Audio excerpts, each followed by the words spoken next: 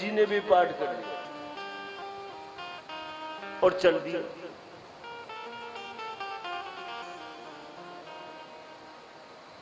गीता को समझो, ध्यान दें। गीता जैसा कोई पवित्र ग्रंथ हमारे सनातन धर्म में नहीं है। इतनी सरल और शुद्ध वाणी में है वेद व्यास जी के कि कोई भी सामान्य जो संस्कृत नहीं जानता वो व्यक्ति भी पढ़ सकता है। ऐसा नहीं है, इतनी जटिल, इतनी कठिन वाणी नहीं है श्री कृष्ण जी। परंतु मूलतः बता दें आपको, हम ही लोगों ने संस्कृत वाणी को, वेद वाणी को, देव वाणी को हमने हवा बना लिया, जटिल बना लिया। संस्कृत जहां आ जाए बस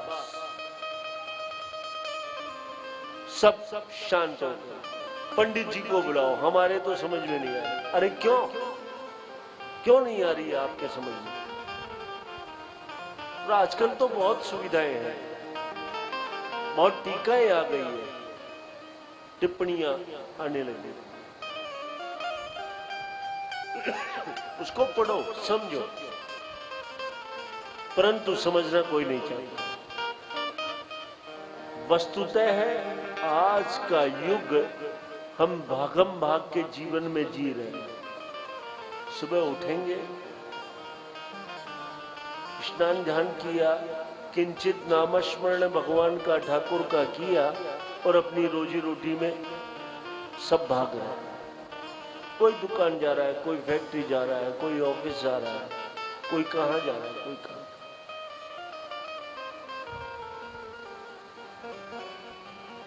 शांति नहीं, समय नहीं, समय भी नहीं।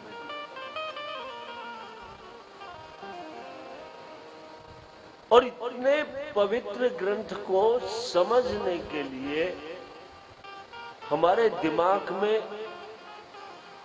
इतनी जटिलताएं हमने पाल ली है कि उन श्लोकों को मुड़ करके हम देखना नहीं चाहते।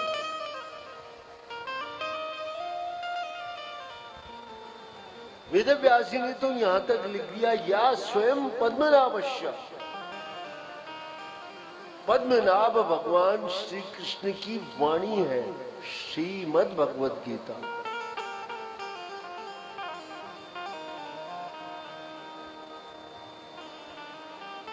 हमारे वायुमंडल में 3 भाग है, ओजोन मंडल, आयन मंडल, परिवर्तित मंडल। नासा के वैज्ञानिक आज भी श्री कृष्ण की उन शब्दों को, उस वाणी को पकड़ने का प्रयास कर रहे हैं, सर्च कर रहे हैं, उस पर खोज कर रहे हैं। क्यों? खम ब्रह्मा, जो हमारे, ध्यान दें, आकाश का दूसरा नाम है ख।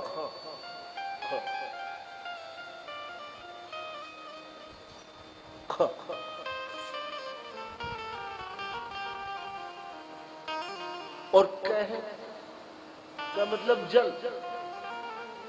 कह शब्द का अर्थ है जल और ख शब्द का अर्थ है आकाश।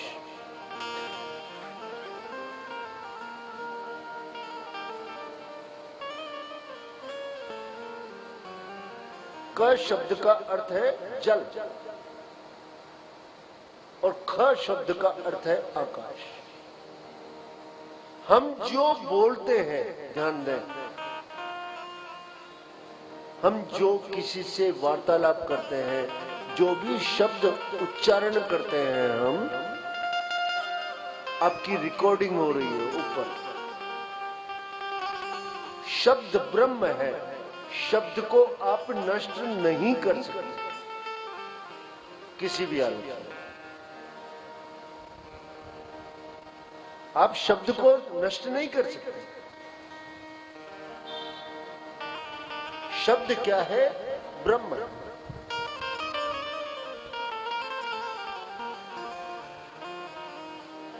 जो आप बोलते हैं, ध्यान दें, वो आकाश में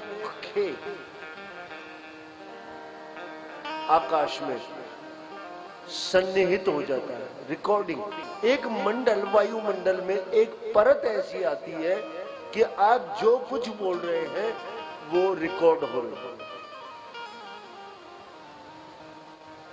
अब पृथ्वी पर कितने प्राणी हैं, सबकी आवाज रिकॉर्डिंग हो रही है, सबकी खिचड़ी बन गई, यही सोच रहे होंगे ना?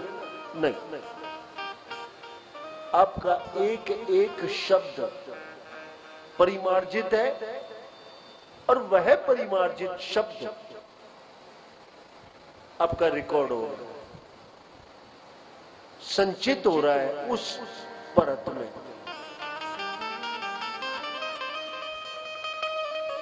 आप कहते हैं ना, तुम झूठ बोल रहे हो, भगवान देख रहा है। हाँ? अरे भगवान नहीं, इस बात को आज साइंस मानने लगा, विज्ञान मान कि हमारे वायुमंडल में जो आयन मंडल है, ध्यान दें, साइंस पढ़ी हो किसी ने, आयन मंडल, ओजोन मंडल, परिवर्तित मंडल, यह आता है। तो आयन मंडल में आप जो कुछ बोल रहे हैं वो शब्द आपका रिकॉर्ड हो,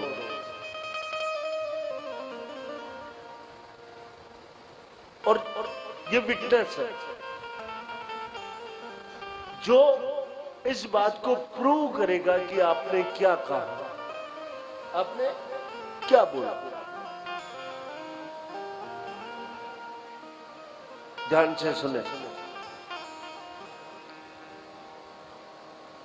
तो भगवान श्री कृष्ण ने जब अर्जुन जब भ्रमित हो चुके हैं, गांडीव छोड़ करके रथ के पिछले भाग में जाकर के बैठ गए और कहा, मैं युद्ध नहीं करने वाला केशव, मैं अभी युद्ध नहीं करूंगा। भगवान श्री कृष्ण ने एक योद्धा को निर्बल होते अपने आंखों के सामने देखा, तब अर्जुन को बहुत समझाया, अर्जुन तुम गलत कर रहे हो, ये क्या ठान लिया आप? क्यों युद्ध क्यों नहीं करोगे? कारण बताओ।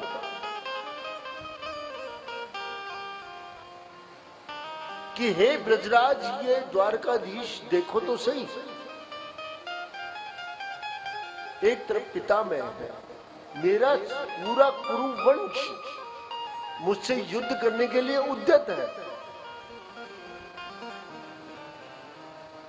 क्या होगा क्या नहीं होगा माधव मैं नहीं जानता, परंतु इतना अवश्य जानता हूं, जो मैं करने जा रहा हूं वो सर्वथा त्रुटिपूर्ण है, गलत।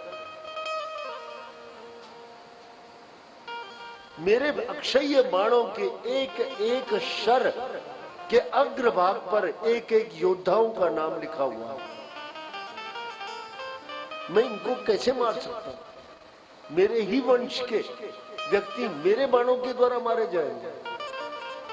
माधव, हे केशव, हे ब्रजराज, क्या ये उचित है? उस समय क्षण मात्र के लिए भगवान श्री कृष्ण मौन हो गए, मौन होकर के एक टक अर्जुन की तरफ देख रहे। यहां से गीता प्रारंभ होगी। बोलिए जय श्री कृष्ण।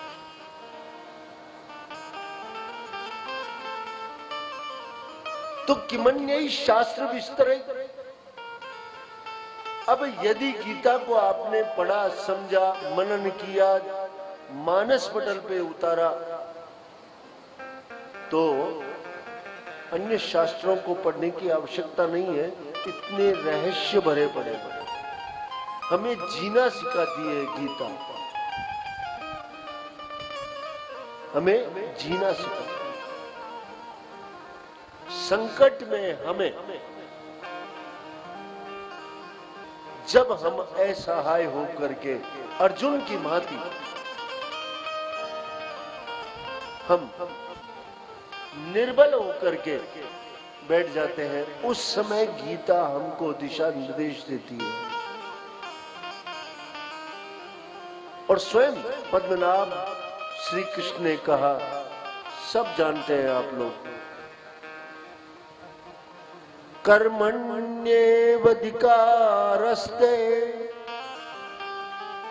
मा फलेषु कदाचन।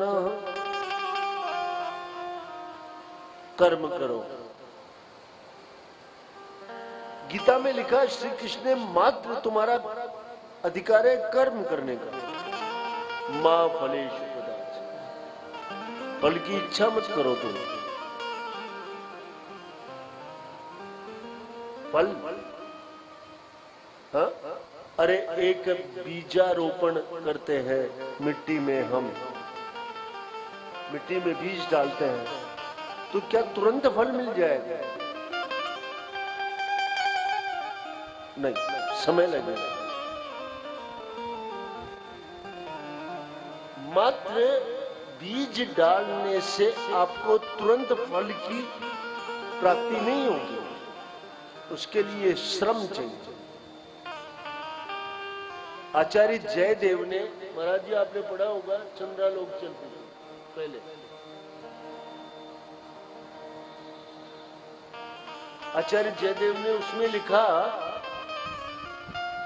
प्रतिभैव श्रुताभ्यास सहिता कवितां प्रति हेतुर्नदम्बु संबद्धा बीजमाला लतामिव। भैया माइक वाले, आप मेरी बात ध्यान से सुने।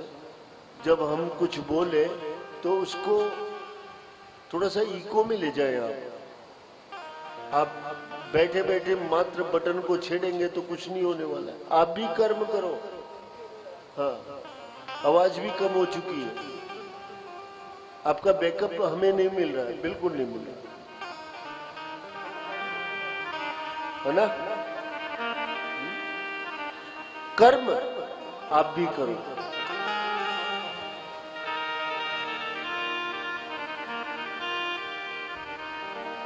प्रतिभैव श्रुताभ्यास सहिता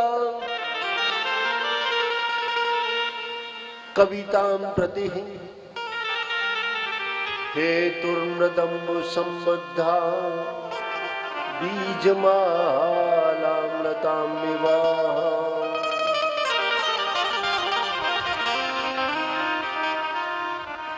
आपको एक अच्छे पेड़ से एक अच्छे फल की प्राप्ति करनी है, तो आप क्या करेंगे बताइए? सबसे पहले उपजाऊ उर्वरा भूमि आप ढूंढेंगे ना, उर्वरा भूमि, जो अच्छी मिट्टी वाली भूमि होगी, उसमें आप क्या डालेंगे? बीज।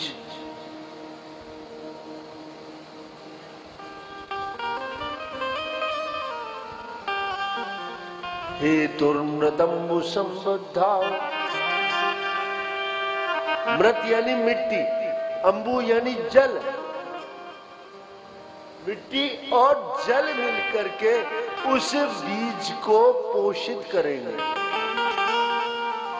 वो बीज पोषित होगा, तब छोटा पादप बनेगा, छोटा पौधा बनेगा, और वो पौधा बढ़ करके पेड़ बनेगा, पेड़ से वृक्ष बनेगा, वृक्ष से फिर फल हमें प्राप्त होगा।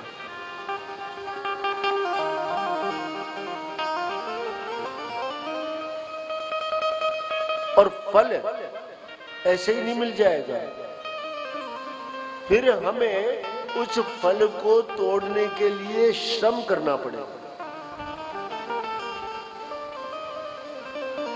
ध्यान दें, बड़ा जटिल विषय है गीता को समझना, पढ़ना, परंतु हमारा प्रयास है कि अब तक इन रहस्यों को मैं बिल्कुल साधारण भाव में सरस और सरल करके मैं आपको उसका यत् किंचित बखान कर सकूं, तो मेरा प्रवचन करना भी सार्थक होगा, यदि आपके समझ में आएगी तो। और केवल इस आसन की तड़क भड़क देखनी हो, हाँ, और ये सब देखना हो और मेरी शक्ल देखने आए हो, तो भैया आप भी सब टाइम पास कर रहे हो, प्रसाद लेकर के यहां से चले जाओगे। समझने का प्रयास करो।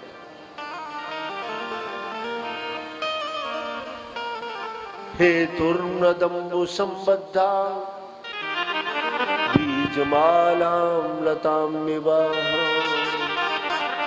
उस बीज को मिट्टी में डालने के पश्चात आप खाद, बीज, जल इत्यादि दोगे, वो पोषित होगा, पादप पौधा बनेगा, पेड़ बनेगा, वृक्ष बनेगा, फिर वो फलित होगा, उसमें मीठा फल आप प्राप्त करेंगे। लेकिन ऐसे ही नहीं मिल जाएगा, उसके लिए श्रम करना, कर्म करना पड़ेगा। ध्यान दें, इस युग में, कलयुग में, गीता एक ही आदेश देती है, कर्म करो। क्या? कर्म करो, करते जाओ, चरई वैती चरई वैती चरई वैती।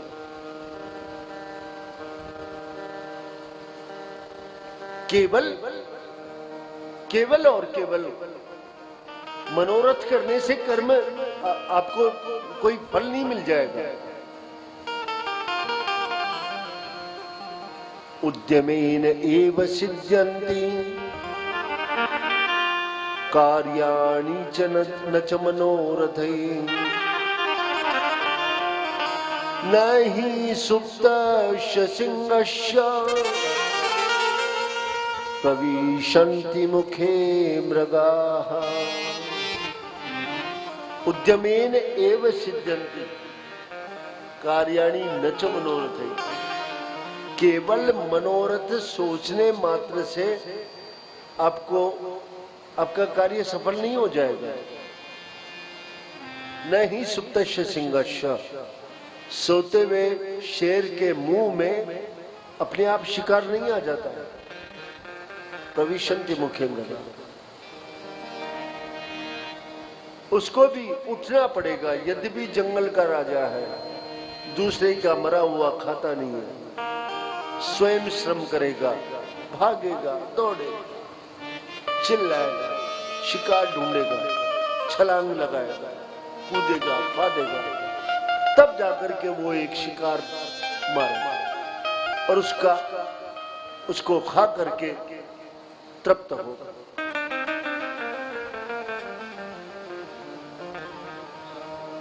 तो उद्यम करो।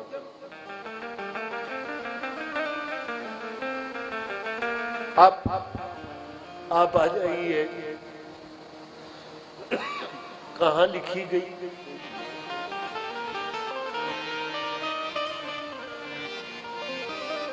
श्रीमद् भगवत गीता कहां लिखी गई?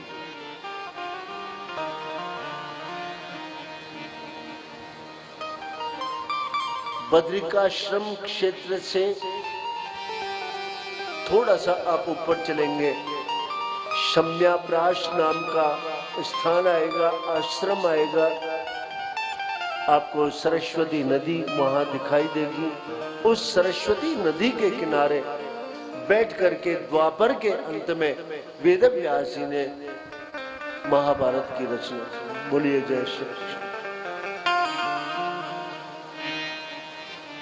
ध्यान दें, व्यास अवतार हमारे सनकादिक सनातन धर्म में व्यास अवतार 24 अवतारों में से एक अवतार है। व्यास अवतार को भगवान विष्णु का अंश अवतार माना गया है।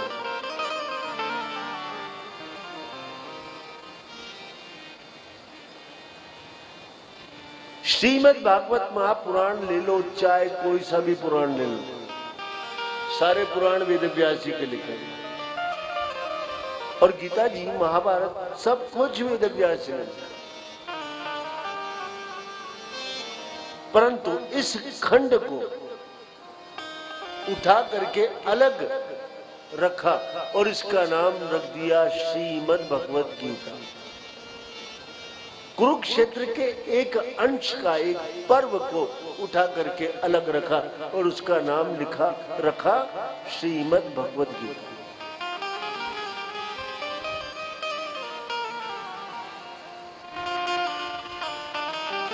आप आज भी बद्रीनाथ धाम में जाओ कभी, तो इसकी प्रामाणिकता आज भी आपको मिलेगी। बद्रीनाथ भगवान के दर्शन करके आप ऊपर चढ़ोगे, माणा गांव आता है, एक गांव का नाम है माणा गांव, चाइना बॉर्डर से बिल्कुल नजदीक है वो माणा गांव। जो लोग बद्रीनाथ धाम जा चुके, कितने लोग जा चुके हैं, हाथ ऊपर करें। आप जा चुके हैं, एक बार दोबारा हाथ खड़ा करें। तो मैं जो बोल रहा हूं वो ध्यान से सुनिए। नहीं गए, जाइए। बद्रीनाथ धाम के दर्शन करने के पश्चात अलकनंदा नदी के किनारे यदि आप चलेंगे ऊपर की तरफ, तो माणा गांव आता है, आगे चाइना बॉर्डर आ जाता है, चीन और भारत की सीमा आ जाती है।